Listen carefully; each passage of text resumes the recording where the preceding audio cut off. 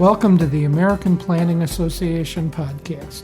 This episode continues our series that looks at how different communities prepared for and responded to natural hazards such as floods, wildfires, hurricanes, and more. How have planners in these communities promoted resilience in their hazard mitigation and disaster recovery planning? We'll find out on this episode of Resilience Roundtable, brought to you in conjunction with the American Planning Association's Hazard Mitigation and Disaster Recovery Planning Division. I'm your host, Rich Roths. I'm a part-time senior hazard planner for Burton Planning Service of Columbus, Ohio. I'm also a proud member of the American Planning Association's Hazard Mitigation and Disaster Recovery Planning Division.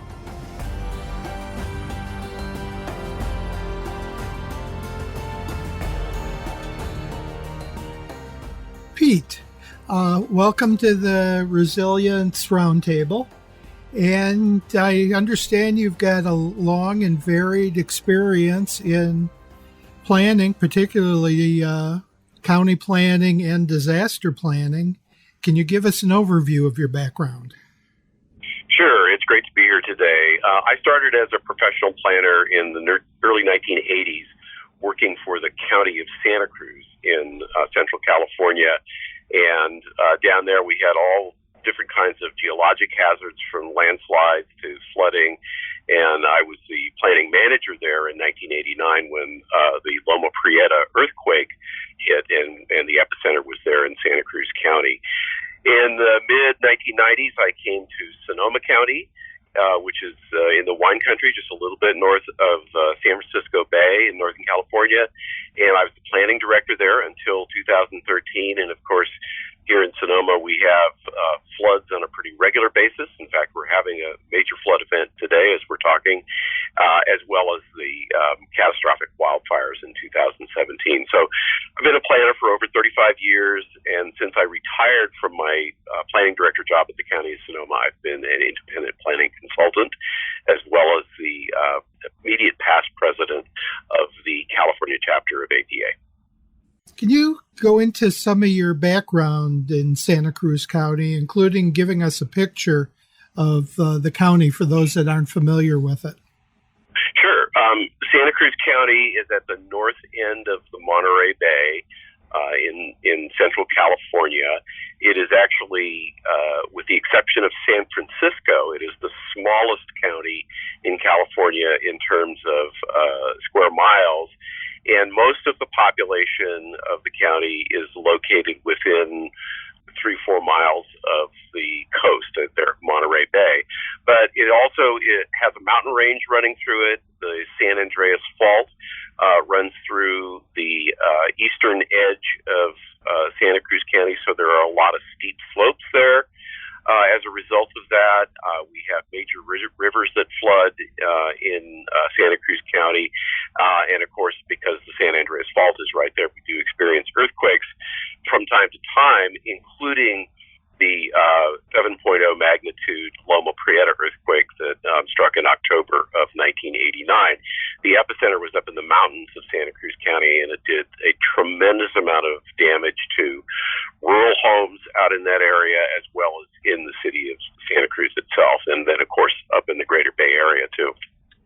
Can you describe some of the floods and mudslides you dealt with in Santa Cruz County? Sure. When I first started with Santa Cruz County, it was shortly after what is referred to as the Love Creek landslide there in the Santa Cruz Mountains. And this was a debris flow landslide that occurred after around a foot of rain fell in about 24 hours. And this debris flow moved at 35, 40 miles an hour down the mountain and buried a dozen or so homes and killed about a dozen people as they slept. And so that really woke the county up with respect to the need to evaluate geologic hazards much more closely for any future development. And so we eventually hired a staff geologist that would perform those evaluations and look both at the geology and the geotechnical engineering aspects of new building sites. And so a few years later, when the Loma Prieta earthquake struck in 1989, one of the things that was very clear to us in looking at the damage up in the mountain areas is that the homes that had had a thorough geologic evaluation done and had engineering recommendations made about foundations and structures, and where there was very clear follow-through on the implementation of those recommendations in the construction process, those homes fared much, much better in the earthquake than homes that were built before then or were not built to those same standards. And so we got a real clear lesson in one approach that really does help reduce the damage in geologically unstable areas, including landslides and earthquakes. What type of construction are the houses in the area? They're almost all wood frame construction, and over the last, say, 30 years, and this is true here in Sonoma County as well, there have been a lot more attention placed on the engineering of the foundation, because in an earthquake, it's really the foundation that is just about the most important part of the building. And of course, secondarily, you want to make sure that your building is securely attached to the foundation. So depending on the site conditions, you would have drilled piers that went down anywhere from 8 feet to 25 feet, and engineered grate beams that help provide stability to the foundation in areas where it was unstable. In areas more urban, do you have issues with unreinforced masonry? Yes, and California has a statute that requires, at minimum, all unreinforced masonry buildings to include notice to anybody who comes into those buildings that it is a hazard. And over the years, different cities and counties have taken different approaches to remediating that hazard. So there are a few cities and counties in California, I think San Francisco is one of them, that actually mandates the retrofit of unreinforced masonry buildings independent of any proposal to improve the building. So people actually just have to make that investment in those buildings. Others, it's more of a encouragement and notification process. So there are, at this point, I think, way fewer unreinforced masonry buildings in California than there have been in the past, but there are definitely still a few of them around. Okay, you've mentioned a couple types of mitigation actions. One, obviously, is looking at the construction of residential structures, and we've talked about unreinforced masonry. Are there any other types of mitigation actions which you've pursued that stand out? Well, there is a lot that you can do for earthquake hazards in particular. There's a lot that you can do to strengthen existing buildings, and particularly buildings that were built, let's say, 50 years ago or more, may have cribble walls. In other words, little short stem walls between the foundation and finished floor of the building. And if those are just made with studs and then maybe some siding on the outside of the building, those don't have very much shear strength in an earthquake in particular. But you can go into those buildings and you can put plywood on the inside of those cripple walls that really helps stabilize the underpinning of the building in that kind of a situation. Let's turn to your experience as the planning director in Sonoma County. Sure. Sonoma County is about an hour north of San Francisco. It's part of the world-class wine country that includes Napa County and Sonoma County in Northern California. We border the Pacific Ocean on the west side of our county. The county's about 1 million acres, and we have valleys and mountain ranges. The San Andreas Fault cuts across the edge of the county out at the ocean side, but we also have a couple of major earthquake faults in the interior of the county. The county is mostly rural and agricultural, but the population is about 575,000 now, most of whom live in the You've already mentioned, obviously, the San Andreas Fault, and I assume you've got wildfire issues. Any other major hazards in Sonoma County? Flood hazards would be the other big one. So for a time, I'm not sure that this is still true, the lower Russian River had the highest rate of repetitive flood loss west of the Mississippi. So this is an area that is at near the bottom of a very, very large watershed that in atmospheric river type rainfall events like we've had here the last couple of days, where it has rained continuously now for about 48 hours, the river rises very rapidly, and so you have these small kind of semi-rural communities along the lower part of the Russian River that were originally developed as summer homes back in the 19th century, but now, of course, as with just about every place in California, it's a permanent home, year-round home for people. And so the flood level, just to give you some numbers, the flood elevation for the town of Guerneville, in the lower part of the Russian River, is 32 feet. The river is expected to crest a little over 41 feet later tonight. And so that is definitely up in the major flood category. It's going to be the biggest flood that we've had in the lower Russian River since 1997, which I remember very well, having spent many hours in our emergency operations center in that particular event. So the towns of Guerneville and Monte Rio and Rio Nito down there are going to be pretty seriously impacted by this flood event. I would assume from your description then that FEMA has targeted these areas for flood mitigation funds. Can you go into that a little bit? Yes, yeah. So over the last 20 years in particular, the county has obtained several grants for elevating homes that are in the lower Russian River area. And so these homes have historically flooded repeatedly over the years, and these funds help pay to raise the lowest finished floor elevation of these buildings to at least 1 foot above the base flood elevation, which is the 100-year flood out here. And so we get flood events of various magnitudes on a pretty regular basis in the lower Russian River, and this elevation program has really reduced the amount of damage to these structures. Floods are still a problem because particularly for the people who are living there, because if you're in a home that is elevated and you've got floodwaters all around you, you can't leave your home unless you've got a boat, and that's the situation that's we have out there in Guerneville this morning. But it really has, if you get people out, and so there was a large evacuation effort that started late yesterday afternoon in the lower Russian River.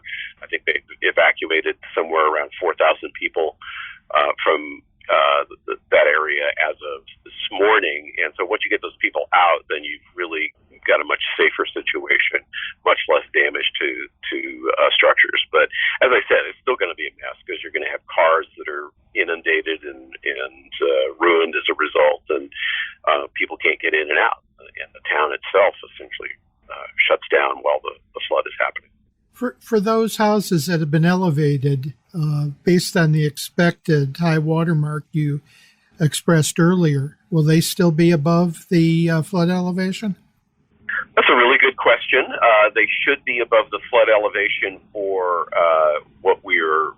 the storm that we're looking at right now. But of course, one of the things that we are seeing as a result of climate change is a flashier weather pattern, meaning that we're getting more intense storms rather than rain that is metered out over the course of the year. We're getting these very intense atmospheric river events where there is literally an atmospheric river of moisture that ends up being aimed at a relatively narrow band of land. And this particular atmospheric river was aimed directly at Sonoma County and points just a little bit north of that. So if really filling up the watershed. And those events over the years, I'm sure, will end up producing floods that exceed the 100-year flood elevation. We've already seen floods in the eastern part of the country that people have talked about being 500-year floods or maybe even more. Well, clearly, if you're only elevated to the 100-year flood elevation, you have a 500-year flood, it's not going to protect you. Do you have many buyouts there, or because of the need for housing, is that a tool not being used? I have not seen buyouts used. We have in our flood hazard mapping, I don't know if you're familiar with the various designations that FEMA has for their flood mapping, but we have a floodway, which is the area of kind of highest volume and highest velocity flows, and we don't allow any development in those areas. And so even rebuilding a home that has been damaged, you can't do in the floodway. And while those haven't been buyouts per se, there has been pre-existing development that is no longer there and is no longer subject to that hazard. Why don't we turn to wildfires? I understand you have experience with those in Sonoma County. I do have a very personal experience with wildfire here in Sonoma County. Our county suffered catastrophic wildfires in October of 2017, and I use the plural there because it was not just a single fire. We actually ended up having 3 major fires going at the same time in our county, and as a result of one of those fires, my family lost our home that we're now rebuilding, and it has been a catastrophe of huge magnitude in our entire community. So we get in California, this part of California, what are called red flag warnings from time to time. And most of these come in the fall when the weather is dry, and we tend to get very high winds that originate in the high desert areas of the Great Basin. So they're very warm and very strong. They come from the northeast. And so in early October 2017, we had actually seen a couple of red flag warnings. And on the night of October 8th, we went to bed, and there was a mild wind blowing. It didn't seem like it was really going to be much of a problem. So we went to sleep, and I woke up a couple hours later smelling smoke very, very strongly. At that point, the wind was howling. It was probably 40 or 50 miles an hour where we are, which is kind of on the top of a ridge. And most worrisome, I could look out the bedroom window, and I could see the glow of fire off to the northeast, and it was I'm going to guess a mile and a half or 2 miles away from us at that point. And I called our local fire department to find out more. We have a rural fire department that has a station about a mile away from our house. And they said, yes, we know there's a fire over in Kenwood, which is another nearby community, but we don't think it's going to get up your way. You can go back to bed. So I wasn't really comforted by that, and just watched the fire for just a few minutes, for 10, maybe 15 minutes. And you could see over that time that it was growing very, very rapidly and getting closer. And so my wife was up and activated at that point. So we got our son out of bed. He's 10 years old, 10 years old now. He was 9 at the time. We were able to catch one of our 2 dogs. The dogs were both kind of freaked out. One of them ran outside, and we never were able to catch her, and loaded a few things in our cars, and decided to head to my wife's mother's home. She lived in a mobile home in a mobile home park called Journey's End, which is down in the city of Santa Rosa. And at the time, we had no idea of the magnitude of what was going on both in Sonoma and Napa counties. And so I could see this fairly contained indication of fire maybe a mile or so away from us at this point, but I had no idea that there was a whole separate fire that was moving into Santa Rosa from the northeast. I had no idea that there was an even larger fire burning on the east side of Napa County. And so all of the firefighting resources dispatched. All the mutual aid arrangements had already been activated, and firefighters were running all over the place. So by the time we got down into Santa Rosa, it probably takes 20, 25 minutes to drive down there, down to my mother-in-law's house.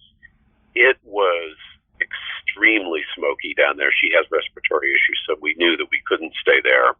And we're listening to the radio and hearing that the fire had crossed the 6-lane freeway of Highway 101, which runs through the city of Santa Rosa, runs north and south through Sonoma County, which is just shocking that the fire could have crossed that. It didn't cross my mind that the area where we were, this mobile home park, could be involved in the fire. But we got Grandma out and put her in the car and went over to my daughter's house that lives over on the other side of town. Well, the mobile home park ended up being largely destroyed by the fire. The fire leaped Highway 101, burned down several commercial businesses, a Kmart store and several restaurants were burned down, and then moved into a really truly urban style subdivision called Coffey Park here in the northern part of the city of Santa Rosa, and ended up destroying over 1,400 homes there. It was the pictures afterwards really looked like the pictures at Hiroshima after the atomic bomb. Everything was just leveled. And in addition to that, over on the east side of the highway, the hillside residential area known as Fountain Grove here in Sonoma County lost almost 1,500 homes up there. Subdivisions up a little bit north in the unincorporated area lost thousands of homes. And by the time the fires were finally put out about 3 weeks later, over 6,000 homes were lost in the North Bay area. So this was including Sonoma County, Napa County, and Mendocino County. And the vast majority of these homes, 5,300 homes, were lost in Sonoma County. So including ours, we live in a neighborhood of about 130 homes, and 92 of those burned. So it was pretty devastating for our neighborhood. And a catastrophe of this magnitude really affects the entire community, whether you were directly involved or not, whether your home burned or you had to evacuate. So we had probably at one point around 100,000 people evacuated from their homes in Sonoma County, and people just living wherever they could. The county and FEMA did their best to stand up shelters, but when you've got that many people who need a place to stay, you had kind of a massive flow of people moving out of the county as well. And like I said, it took about 3 weeks for the fires to be completely put out, and over those 3 weeks, different areas would be opened back up so that people could reoccupy. There were a couple of areas that had to be evacuated more than once because people were let back in, and then the fire flares up again in a particular area, and they had to leave again. So that was really the magnitude of it is still very difficult for me to comprehend. So I live kind of, geographically in the middle of Sonoma County. If you look at it from a north and south perspective, I can drive an hour south and about half hour, 45 minutes north, and I'm still within the burn area of this fire. So just to me, that is really gives an idea of the magnitude of this. So in addition to losing 5,300 homes, there were just in Sonoma County 110,000 acres that were burned. So the impact on the natural landscape was very serious, as well as the impact on the built environment and on people. And then I think it's really important to acknowledge that at the time, in 2017, the fire that came into the northern part of Santa Rosa was called the Tubbs Fire. It actually started in the town of Calistoga in Napa County and came into Sonoma County. That was, at the time, the most destructive fire in terms of number of structures and number of lives lost in California history. So there were something like 43 people, I think, lost their lives in Sonoma County in that particular fire and 5,300 homes destroyed. Only 13 months later, November of 2018, California had what is known as the Camp Fire up in Northern California in Butte County in the town of Paradise that wiped out that record and became the new most destructive fire in California history, destroying almost 15,000 homes and killing 85 people. So it wasn't like our disaster got eclipsed by just a little bit. It was dramatically eclipsed by the fire up there in Butte County. One question about your house. Was it in a subdivision? Was it wildland? It was in a subdivision that was developed in the late 1960s, about 130 homes on parcels that range from a little over an acre to maybe 3 acres. It was definitely in the wildland-urban interface area. Our state agency that manages fire hazards is called CAL FIRE. Rated our area as high or moderate fire hazard areas. Our particular home is in a moderate fire hazard area. Other parts of our subdivision where the slopes are a little bit steeper, we're in the high fire hazard area. Let's move on then to your personal mitigation. I know the National Fire Protection Association has a lot of recommendations on rebuilding, such as metal roofs, covering vents with screening so that the embers don't get in it. What are you considering, Pete, as part of your personal mitigation for your house? Well, we're well along with our rebuild process right now, and one of the things that we're doing is following the wildland-urban interface building standards that were adopted in California in 2008. And so that requires ignition-resistant and combustion-resistant siding. So our siding and all those exposed surfaces, including the soffits under the eaves there, are all non-combustible material. Rich, you mentioned vents, and we've actually designed our home so that we don't have any attic vents on the roof at all. We do have foundation vents and vents under our eaves, and those are all a much smaller mesh that prevents embers from getting entrained up into those areas in windy conditions. We have to use tempered glass windows because they have higher temperature rating than standard glass, and of course a combustion-resistant roof. We're not using a metal roof; it's not required per se, but we do have what's called a Class A asphalt shingle roof on our house. And in addition, I think that one of the things that I have learned since the fires is really the importance of how you care for your property and what kind of landscaping you have around your house. We didn't have trees right around our house, but clearly, like most homeowners, I had a pile of scrap wood under my deck. I probably had dry leaves in my rain gutters, and the vents on our house, which was built in 1969, were not small enough to prevent embers from getting sucked in. So I'm pretty sure that's how our house caught on fire. It wasn't like a raging conflagration came up to the house and consumed it. I'm sure that an ember got in some place, any number of places, and that's what caused our home to burn. And so as we move forward with rebuild, we're going to pay extra attention to defensible space around the house. I'm not going to have any landscaping within five feet of the house, and we'll do a much better job of keeping the place tidied up in terms of opportunities for ignition around the house. How long until you expect to be able to move back in? It's going to be at least another 3 months, so 3 to 5 months, I would say. Be in the summer, I'm sure, sometime.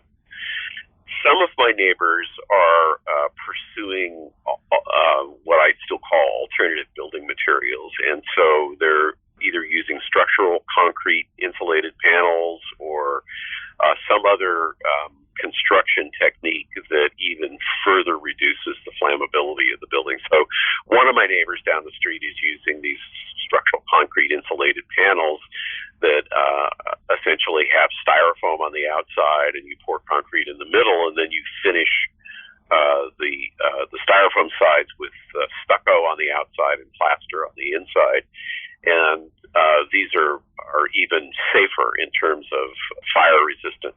We looked into that, and I was very interested in that approach right after the fire. I was hoping to do something like that, but the additional cost of it just ended up being prohibitive for us, and that's kind of highlights one of the recovery issues that is very prominent here in our county, and I'm sure it's going to be the case up there in Northern California as well, which is that with the cost of construction the way it is here right now, almost everybody is underinsured, and so really having to watch kind of every dime as you move forward to rebuild what you had before.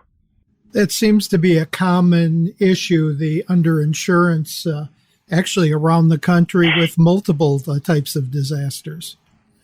Right. As a consultant, can you go into how you've taken the experiences you've dealt with and how they may have changed your recommendations to communities? Yes, that's a great question.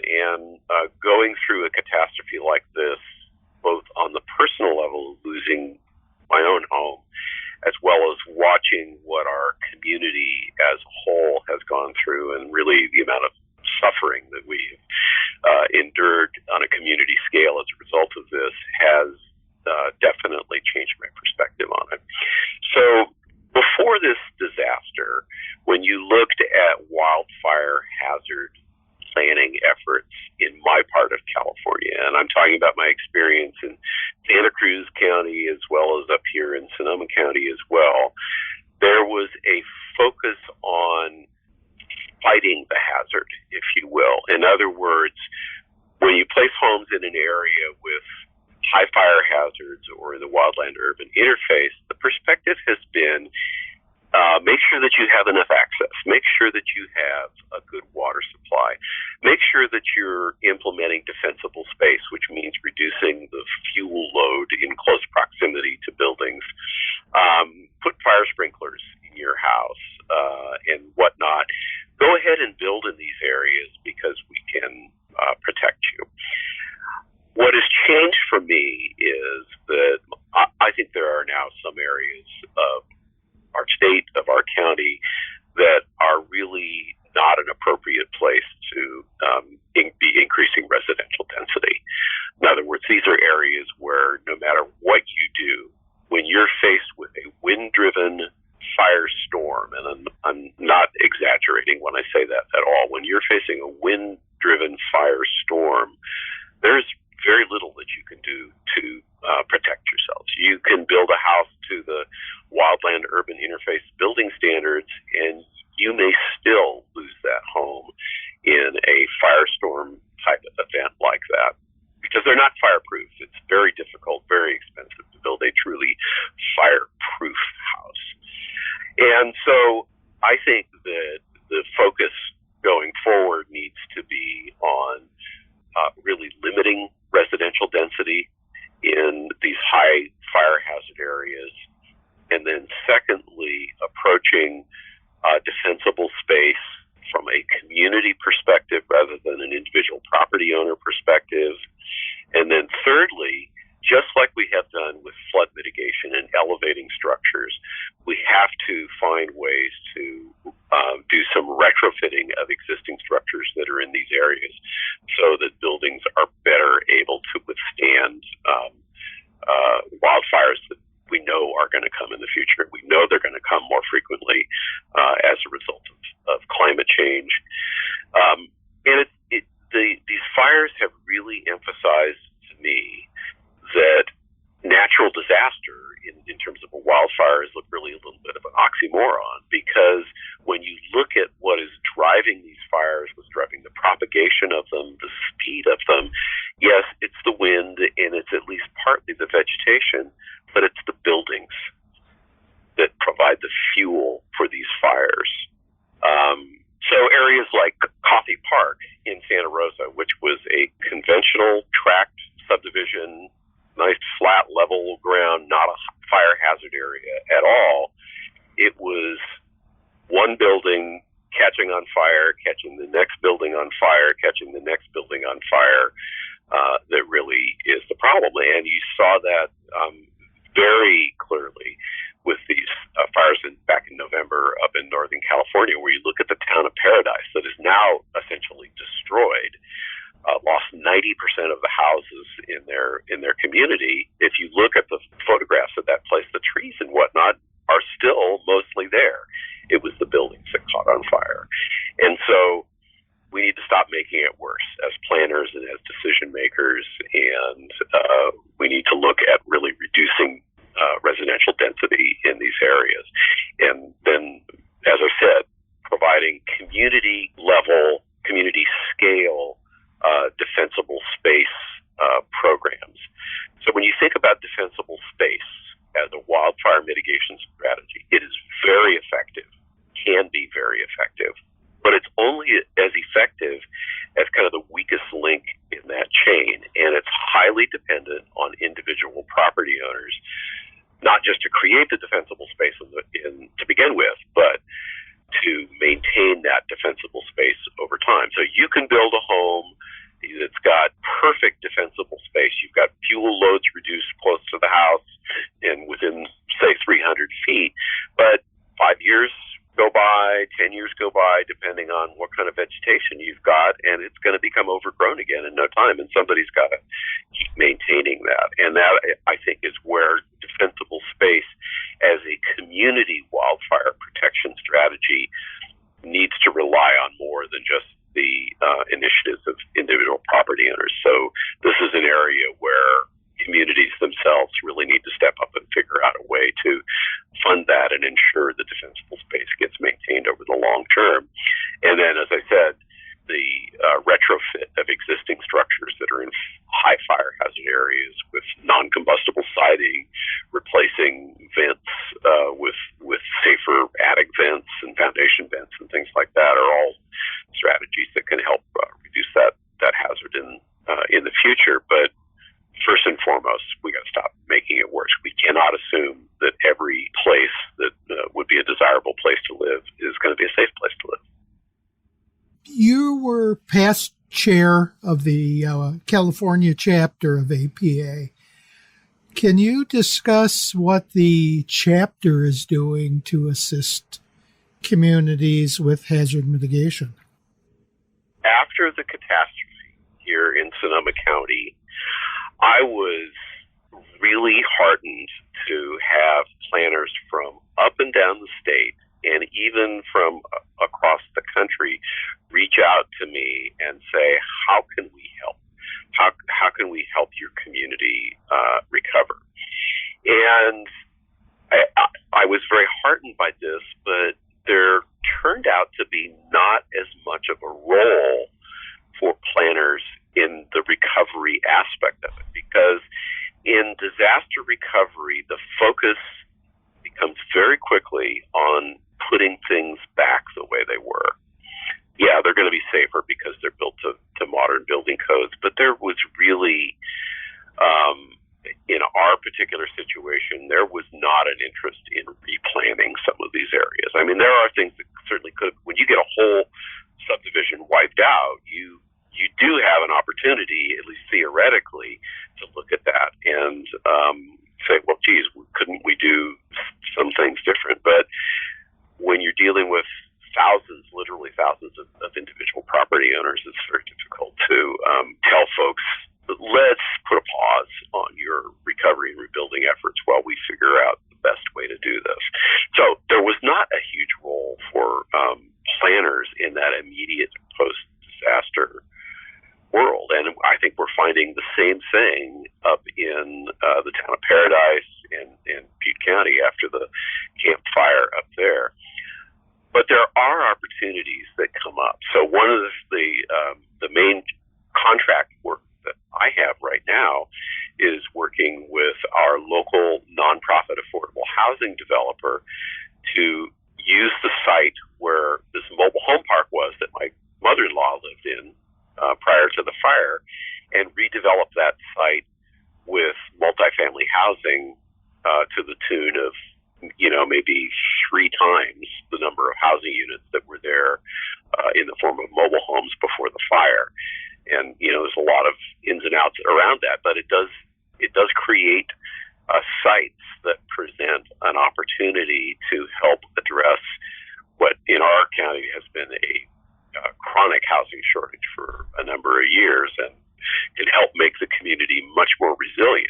We had in Sonoma County before the fires, our rental vacancy rate was around 1%, which is nothing, and means really that there's full occupancy of rental units. And when you have that kind of situation in your community, you have no housing resilience at all. And so when you get an event like we had that displaces 5,300 households, you don't have many places for these people to go. Are they going to have any affordable units? Yes. We're looking to replace these mobile homes with a 1-to-1 affordable housing component to this. So there were 161 senior affordable mobile homes in this park before the fire. We're going to create at least that number of senior affordable apartments with the development project. A lot of communities have hazard mitigation plans because those are required to get hazard mitigation funds after a disaster. Did any of the communities that you've discussed have disaster recovery plans? So, yes, Sonoma County has a local hazard mitigation plan in place, and it was adopted. In fact, the last update was adopted about 6 months before the wildfires here, and it included a chapter on wildfire that pretty well identified the hazard. And those hazards, those areas of vulnerability to wildfire, have been known for really a long time. It's not that difficult to figure out in our area. What I don't think that hazard mitigation plan envisioned, nor did anybody envision, is that all of those areas of vulnerability that we identified throughout our county would catch on fire at once.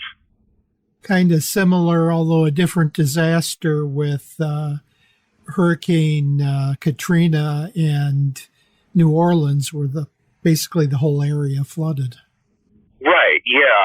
So you would look at wildfire mitigation plans and hazard assessments, and they would talk about things like, well, we know up in the Fountain Grove area that this is an area where the residential development is right at the wildland-urban interface, and you could have a fire come into that area and it could destroy 20 or 25 homes. Or, down in the Kenwood Valley, you could have a fire down there that would destroy a few dozen homes. Well, that is a much easier scale of calamity to plan for. You can plan for response and recovery. It's a big enough bite to actually chew on and make something out of. But when all of those areas go off at once, all of those plans really become a little bit useless. And so I had conversations with fire chiefs after the fire who would tell me, we train all the time. We exercise our plans all of the time, and we try to plan for what we think is going to be the worst case scenario. And virtually without exception, the fire chiefs say what happened exceeded our worst case scenario imagination by a factor of 10. And so they were completely overwhelmed. So when you look at the county's disaster mitigation plans as it relates to firefighting, it talked about the things that I just talked about. Keeping residential density low in high fire hazard areas, providing defensible space, doing retrofits, and things like that. And I would say that with the exception of the rural density thing, which Sonoma County has had a pretty good handle on for several decades now, there hasn't been the funding commitment to actually provide the fuel reduction in defensible space and the retrofitting of existing structures in these hazard areas. That probably goes into an additional question. Is there adequate state and federal assistance post-disaster? I think in the immediate aftermath of the disaster and recovery, I think in large part there was adequate assistance. So one of the things that you have to grapple with after a catastrophe of this magnitude is debris cleanup. I'm sure that you're familiar with that in some of the hurricane scenarios, but in Sonoma and Napa and Mendocino counties, we had the biggest debris cleanup in California since the 1906 San Francisco earthquake. And here in our part of the county, the U.S. Army Corps of Engineers came in to manage that debris cleanup operation. And there's a fair amount of dissatisfaction with certain aspects of it, but it was there quickly and it was done pretty effectively and it was taken care of in a pretty short period of time. And that is so critical to getting the community back on a recovery path, because there really is not much you can do until you get that debris cleaned up. Now, I think there's also a separate question of whether or not the state and federal governments are going to be willing to fund hazard mitigation programs into the future. California state government, I think, is certainly saying the right things about that, but we haven't seen yet exactly what those programs are going to include and how those funds are going to be applied in the state. So it's a little bit of an open question. Are there any resources that you'd like our listeners to know about? Well, here in California, we have fire safe communities. So we have Fire Safe Sonoma is an organization here locally that's kind of quasi-governmental that helps individual neighborhoods and communities harden their communities, if you will, and protect their communities in wildfire situations. And so I think that your listeners can look at that.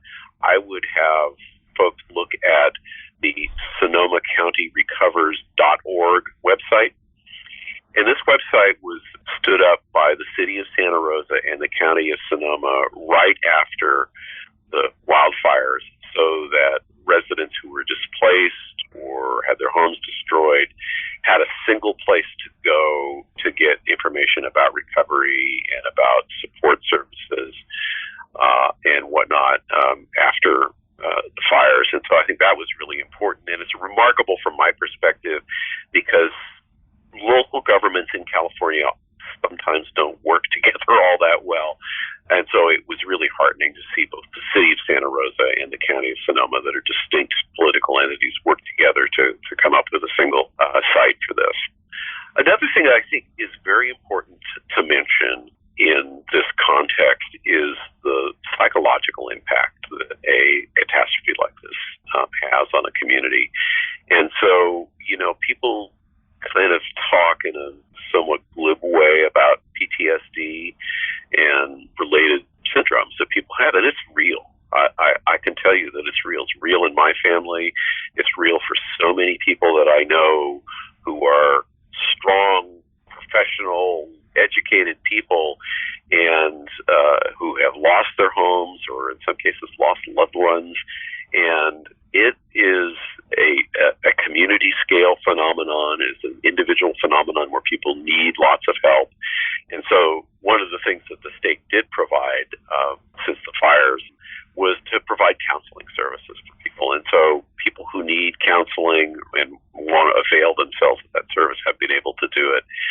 And it's been tremendously helpful. It's not something we think about necessarily a lot as planners, but in terms of healing at a community scale, it is really important. And I think that need is going to go on for really quite a long time, probably longer than the funding will allow the services to go on. But it's very important thing to keep in mind when you're planning for disaster recovery. I think we've discovered in the last 10 to 20 years of the need for counseling, of the need for information. Oh, yeah.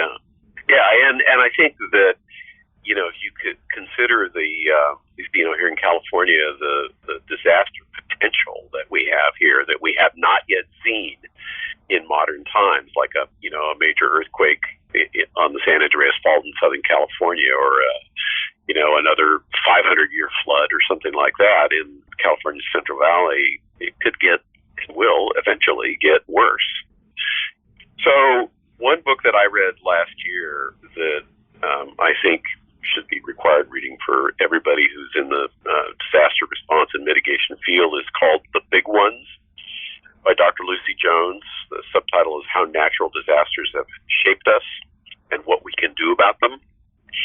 And Dr. Jones is a seismologist who has worked extensively in California and mainly Southern California for a lot of years. But her book chronicles great natural disasters in history, starting literally with the volcanic eruption that destroyed Pompeii in the year 79, and talks about how the communities, the governance structures, the culture responded to those disasters over centuries and what we could learn from that. It's been really an eye-opening book for me.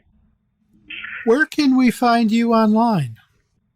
So I don't really have much of an online presence, quite frankly. I mean, I do have a Twitter account, but I don't post things very often, at PW Parkinson. I would refer people to the APA California website.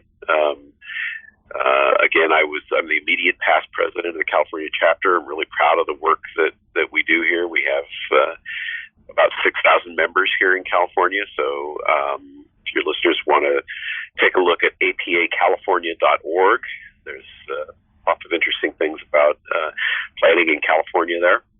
But I don't have a personal website or that kind of stuff. I'm a little low profile these days. I understand. Thank you, Pete, for joining us today and giving your insights to multiple hazards. You bet. It's been a pleasure. Thanks for tuning in to another episode of the American Planning Association podcast. For resources on hazard mitigation and disaster recovery, visit planning.org/resilience. To hear past episodes of the APA podcast, visit planning.org/podcast.